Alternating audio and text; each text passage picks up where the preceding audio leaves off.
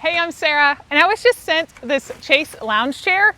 This thing was packaged really neat because it has this string that's attached to all the hardware that kind of came out of the box.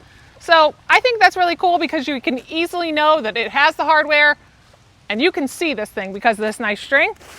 It's all got this bubble wrap around it.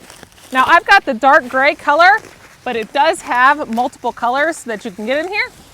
So we're gonna get this thing out and put it together. But it is a nice long chair that's got this breathable fabric on here that you can get wet and leave outside, so it is all weatherproof.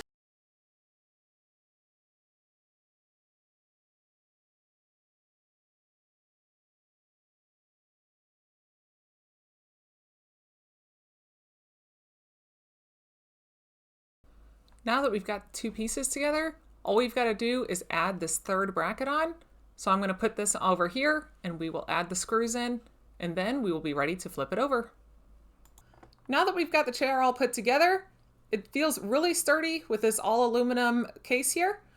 We've got the back that you can actually adjust to 5 different levels, from sitting pretty straight up to laying all the way down. All you've got to do is just move this little bar and then sit it however you want to have it.